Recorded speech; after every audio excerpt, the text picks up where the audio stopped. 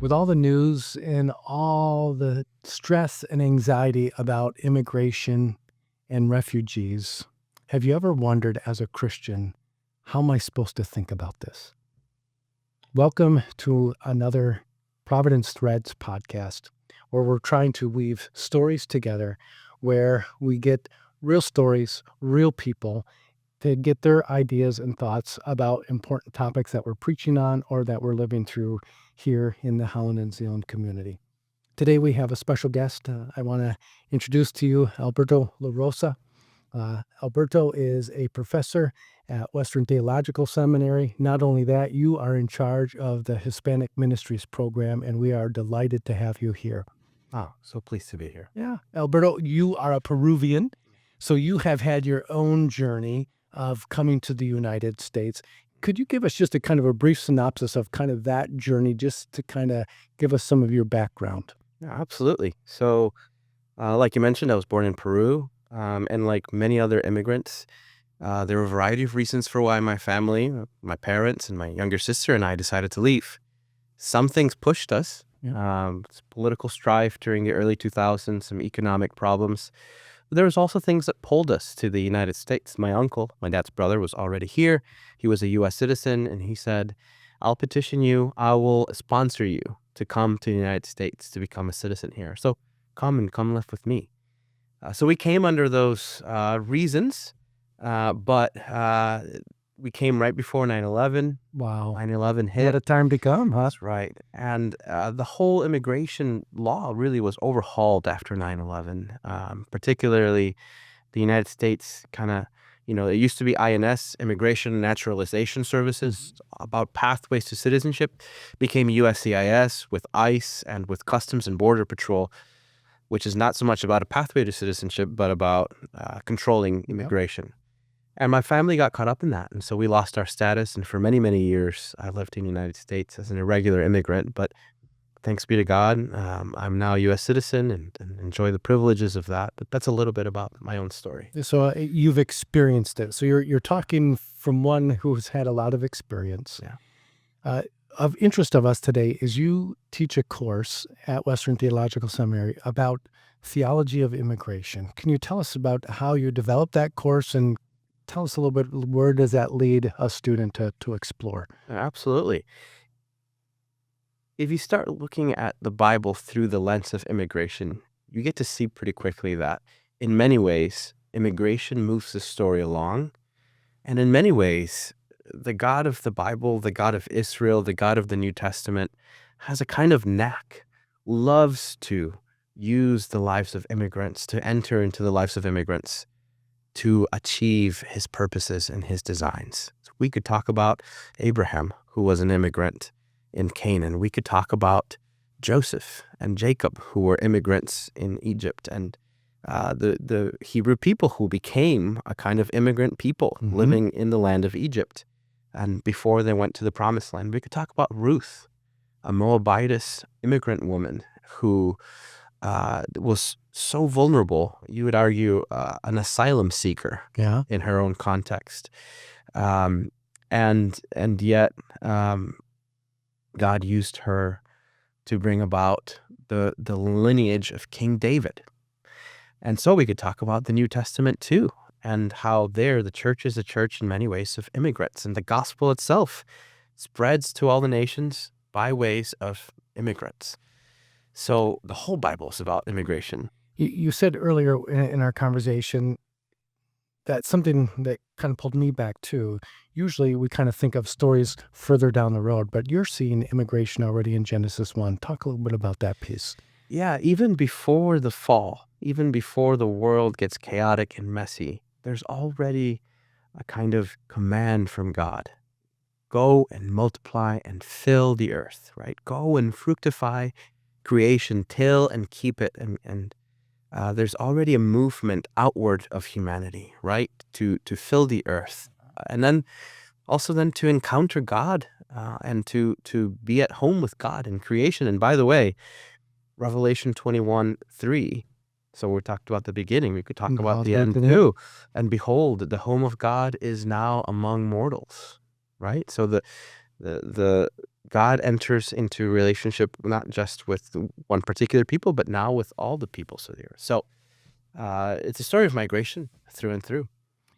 Talk to me about maybe some light bulbs or aha moments that you're seeing in students in your classroom when they're walking through this class. Maybe even your own journey. You're like, I never thought about thinking this way. And that led kind of to your exploration into that. So, Yeah. what insights?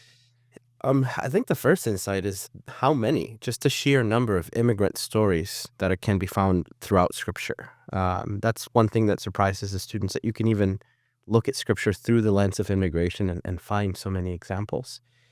Another thing that I think surprises students is uh, the why.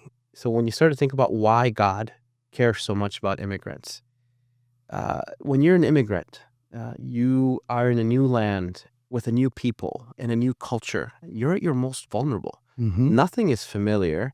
None of the systems and structures that made your life possible, that allowed you to flourish and thrive, are there anymore. You're in chaos in Mm-hmm. many ways. And what do you do when all the structures that held you up and that allowed you to live are gone? You can no longer depend on your own resources. You can no longer depend on yourself and what you've learned and what you know and what your ancestors have told you. Now you have to depend on God. And strangers, right? God and Yeah. strangers, Yeah. right? God's going to send along strangers to help you. But there is a way in which the sheer dependency of being an immigrant really speaks to our human condition. Yeah. That's who we are. We depend on God fundamentally for everything, and we depend on each other and sometimes even strangers along the way to live. But sometimes we grow so complacent that we forget these truths. And so I think that's also why God really moves God's own story along with immigrants, because he knows in the immigrant there's something that tells us about what we really are as humans, dependent creatures. That's one of the things that we've been wrestling with here at Providence is just naming that we're a really comfortable, safe, cozy people here. I mean, Holland, Zealand, beautiful.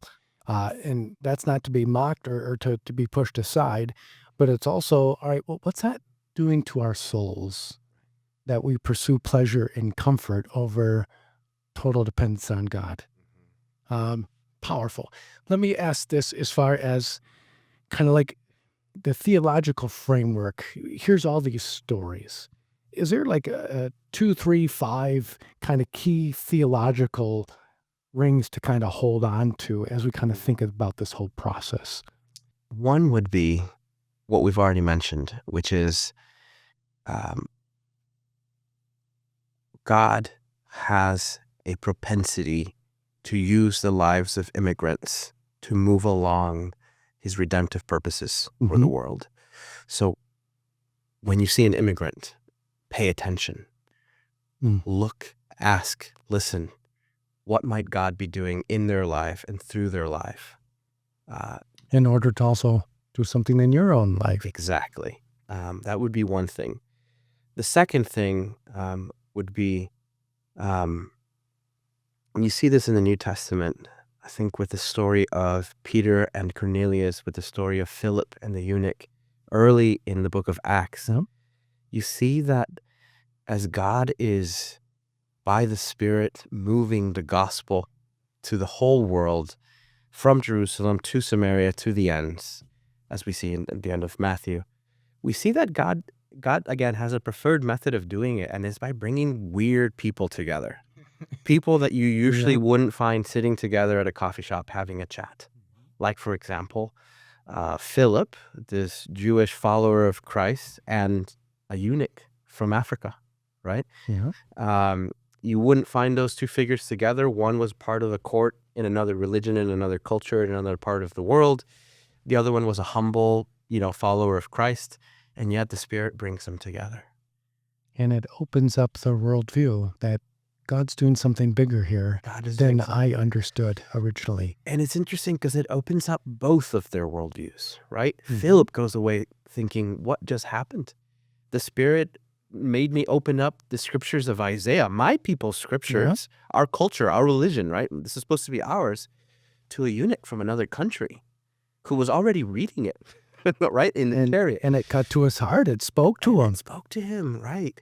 So Philip goes away thinking, this is crazy. And the eunuch goes back and one of the earliest places in which Christianity takes a hold is in Africa. We often think of, Christianity, we think of the Western world sending it out to the nations. But really, in the history of Christianity, Africa and Asia are actually the places where Christianity first flourishes. But the eunuch's life is changed, and as a result, he goes back and his people are changed. The other one is Peter and Cornelius. So Peter is told, he has this vision of food coming down, food that scriptures had told him not to eat. Yep. Right? Food that he's been a good Torah follower, a good listener of God's word, which says, do not eat these kinds of food. And the Spirit says, eat it. And food, and I get this from the theologian Willie Jennings, food is important in the ancient world because what you ate is who you were. Food identified people and their commitments to religion and to faith. And Jewish people didn't eat pork, right? They were the people that ate lamb and kosher. And pork was the Gentiles, what the pagans ate, what those people over there ate, right? And he's told to eat this food, and it's this message that's not just eat this food, but go be with those people, with Cornelius and the God-fearing Gentiles. Get to know them because I'm sending my Spirit, and it's going to fill them. And so I would say, to summarize it briefly, number 2 is, it's not just be surprised, don't be surprised that God is doing something with immigrants. It's, hey, since day one, the Spirit has been putting people that are not like each other and that maybe don't like each other together since Pentecost. And that is part of how God is bringing the gospel to the nations. Talk to the church in West Michigan. Here's a couple of things. Again, what I've so appreciated about Pastor Arturo's leadership here at the Way Church, let's not talk about politics, because people can have their own deep political holding, right? And but often what will happen, you can find somebody who has a very strong view on this whole issue, but as soon as I sit down and now I'm sharing a meal with Alberto, or I'm doing ESL, English as a second language, or we have some type of relationship, all of a sudden, all right, I have this view, but now everything changes because now I'm with this person. That's right. But there's something happening in our culture right now that is holding back people from really, truly connecting. What are some ways that you have seen? You were sharing earlier your story too, like, boy, I came to Holland with nothing to go to seminary. I knew nobody. I hardly had anything to my name, and yet there was this hospitality. What are a couple of things that people who grew up in this area all their lives can just have fresh eyes to maybe see and engage in easy ways? What would you suggest? Man, I always find it interesting that we have these conversations in church, because to me, the one place that one would expect people to meet people who are not like them and get to know them and genuinely and authentically care about them and their story, and then eat together, sing together, read stories together, and then think about them together. That's church. That is exactly what we do. So in some ways, my advice would be, just be the church. Just be the church. Yes. And don't just keep it here, right? Yeah.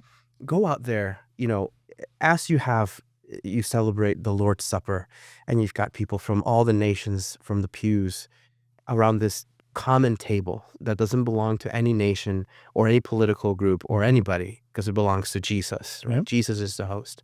And you eat a meal together and you realize, wow, we all depend, regardless of what nation we're from or who we are, on this one Lord. Yep. For our life and for our being and for everything. That shared meal, take that meal and do it outside. Invite someone in your community for a meal in your house, but don't stop there. Allow yourself to be invited too, because I think that's a hard thing for some people. Absolutely. They hear it and they're like, oh yeah, I'm gonna go talk to my neighbor and we'll have them over for a meal, which is wonderful and a gift. It's hard for people sometimes to think, maybe they'll invite me to their house, and then I'll have to step into that space, and then you learn something really unique about people when you step into their home. It's been a common thread in our previous podcast conversations too. The conversation is the table. Yeah. And there's something special that God does, and even all the stories that you are sharing too, so many of those are all about meals together and feasts together Yeah. and sharing time together. God is speaking pretty clearly, Yeah. and I think he's inviting the church, open up your tables, Mhm. spend time with people, and look for those spaces of even people who may be different from you. Yeah. You can learn so much. Talk to me uh, on a couple of things here. Since you are connected with Western Theological Seminary, you have students from all over coming in, and some of the students are here, but many of them are also online. So you're touching different places. What would you say you are hearing that the American church is doing well when it comes to this issue? Well, it's interesting. A lot of my students are pastors already. Hmm. So the Hispanic Ministry Program at Western is a little different. The traditional route of a seminarian is you go to college, you feel a call, and either right after college or a few years after college, you go to seminary for Yeah. 3 years. Well, with our Hispanic Ministry Program, most of my students, if not all of them, have already been pastors for years, if not decades. But they never had the opportunity for formal theological education. But as pastors, it amazes me how often their churches, their congregations are not unlike the Way and Providence together, Yeah.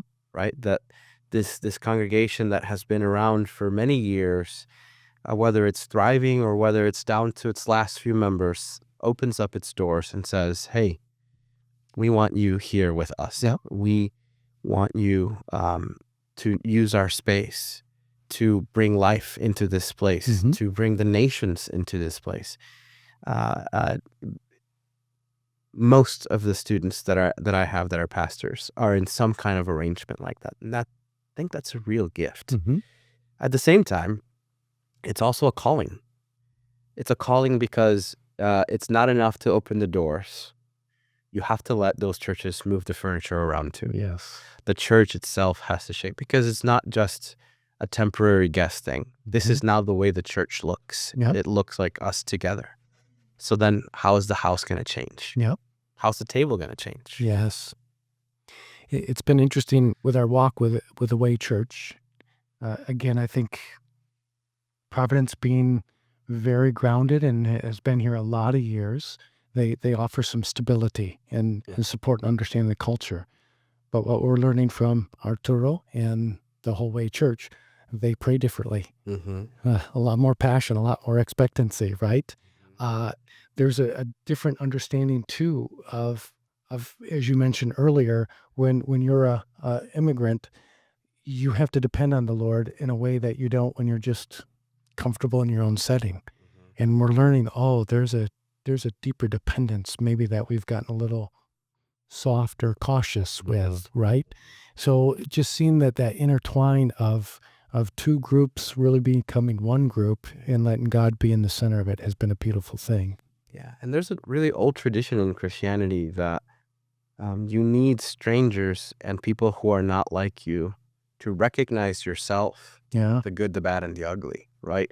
Oh, I didn't realize we did this really cool, great thing until we had a chance to share it with somebody who didn't do it. Yeah. Oh, that's actually a gift. We took it for granted. We thought this is just how the world worked, but it's actually something unique to us that we do. Hmm. But also, oh, and then there's these few Ooh, things that, ouch. yeah, we didn't realize we were doing until somebody else said, who was it, who's not like us, an immigrant, for Yeah. example. Hey, did you know that this is what you're doing? Or you just recognize it, like you Yeah. just mentioned, because the stranger becomes a kind of mirror Yeah. to your own life. Yeah. That's a beautiful thing. How long have you been at Western now? This is my third year as a professor and director, but I was there as a student for 4 years between 2012 and Okay. 2016. So what are some unique things that you're learning in these 3 years, kind of teaching this course and just stepping into this role? I think stepping into the role, I'll speak to that a little bit more. In There's this sense we talked about earlier that people are predicting, the apocalyptic end of Christianity Yep. in America. The church is in decline. Research surveys show that less people are identifying as Christian, not even religious. The youth, we say, is leaving the churches, right? They're not interested in Christianity. Mainline denominated churches are closing left and right. So this story gets developed that okay, so Christianity is in decline in North America. And what I've learned is actually it isn't. It's alive and well and thriving, and there is so much demand and need and want for theological education, Yes. right? For learning how to perfect your faith, for learning how to grow as a disciple of Jesus, but it's coming from a different corner. And immigrants, in some ways, are leading that charge. So to me, that was a surprise, but maybe I shouldn't have been surprised as an immigrant who Right. felt a call to ministry as a professor of theology. But that to me has been a huge, and I think the church is, and I include the seminary here, is just catching up to this reality. But it does mean we're going to have to change some things. Yeah, the church needs to look different. The church And looks different. all the studies will show too, like with demographics and with population and how that's all happening. We're going to see more and more need for Spanish-speaking congregations here in the United States. And are we preparing for that? Are we training? Western is looking into it. Calvin is looking into that. But again, looking at the numbers, church isn't dying. But maybe what we have understood in our circles kind of feels like it's being a little challenged right now. But God is doing a beautiful thing, and we're seeing people from nations, tribes, languages coming together. Amen. And I'll say one more thing about that, Toby, and that's that I sometimes hear this phrase, the Hispanic church is the future of the church. And I really don't like that phrase. The church doesn't belong to any one group. It doesn't belong to any one people or ethnicity or culture. Yeah. It belongs to Jesus. And all of us are children of Jesus. What I would say, rather, is this is our chance to lift up our brothers and sisters who are struggling in their faith. Yes. And to work together towards God's kingdom. The future is a future together. It is not our future. You had your shot, now it's our time. No, it's a future together. Yep. And that's why relationships are so important. What we're doing now, what you're doing here in your church, hearing your stories until they become our story, not the story of those people who go to our church, but our story. Our story. Eating together, sharing meals, learning from each other, being inspired by each other. I think that's the work that the church is being called to do right now. One of the things that we have appreciated is when Arturo and the Way Church started here, it was like, hey, we can nest this and they can be here and they'll kind of grow off and do their own thing. But as we've both been growing together, it's like, oh, we are so much better together. Yeah. Right? Yes, you're independent, we're independent, but this dynamic of shared ministry, prayer for each other, we're learning from each other. It's making both of us that much more richer, and we're experiencing God's kingdom more. And it's a witness. Yeah. It's a witness. It's a light in the world where there's a lot of darkness. I'll say that. Yeah. Talk to me a little bit about somebody who's lived in Holland, Zealand for 50, 60, 70, 80 years. Yeah. We've talked about refugees and immigrants for a lot of years in the United States, and it's a very complex issue. So we're not going to solve that. But what are some simple ways that the church can really shine being the church to somebody who's really walking through that complex, difficult situation? Give us maybe 3 to 5 things that the church can walk together with friends in our community. That's great. So something that we have been talking about already is first look around your congregation.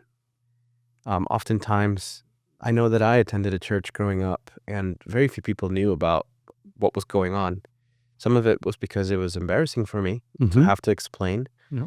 And some of it was they didn't want to ask because they didn't want to know, or they didn't know to ask. Right? Yeah. So the first thing is just ask.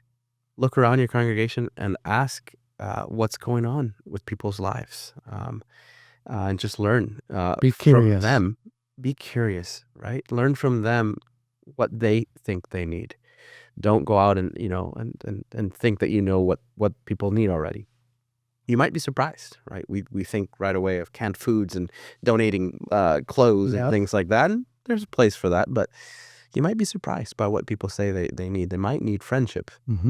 They might need someone to just go with them to their immigration appointment and pray Person with that them. they can trust. Yeah. Absolutely. That goes a really long way. Then I would say, again, it can feel overwhelming if you're faced with everything that you see on the news and immigration and all this drama. And what do I do? Yeah. Well, thankfully, there are organizations in our city, particularly in Holland, who are devoted to working with migrants and refugees and asylum seekers and the most vulnerable, who are law abiding too, right? Yep. They care deeply about abiding by the law. Um, See what they're doing, see what they're up to, how you can volunteer with them to help out those who are most in need and most vulnerable. That's another thing I would say, that the church, and this can happen both individuals going to those organizations or churches The church come calling those alongside. Yep. organizations. Absolutely. So two things that come to mind Okay. quickly. And for Providence, we do have some of those connections in our community, and we'll make sure that we link some of those organizations so that you can follow up if that's of interest to you. Alberto, we are blessed to have you in our community. We're blessed to have you teaching and leading at Western Theological Seminary. Thank you for being a part of our podcast today. And if people would like two things, one, to reach out to you, is there a way to connect with you? Or probably just look at Western Theological Seminary and find you there. Number two, maybe some young leaders are looking like, boy, I'm feeling a call into ministry and I want to explore this. Talk to us a little bit about how they would connect with your program at Western. Great question. Well, they can always contact me directly. Yep. If they heard something in this podcast that they want to follow up with, or something in this podcast inspired them. My email is alberto.larosa@westernsem.edu, and I check it regularly. So I'll be happy to have a coffee or a phone call, or they can drop by my office.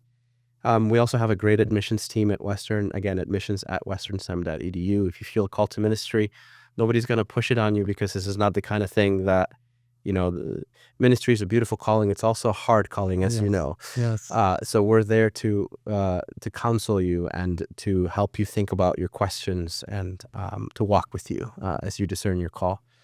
So those are two great ways to get started. But there's a whole building full of people there who just want to hear your story and what calling you feel, and to walk with you. So Excellent. Hey, thank you. God bless. Sure. God bless you too. Thank you, Providence, for tuning into another Providence Threads podcast. Again, please help us get the word out and help share a broader conversation. These conversations matter. So take it back into your home, take it into your workplace, take it into your neighborhood. Please help us get the word out and share it. God bless.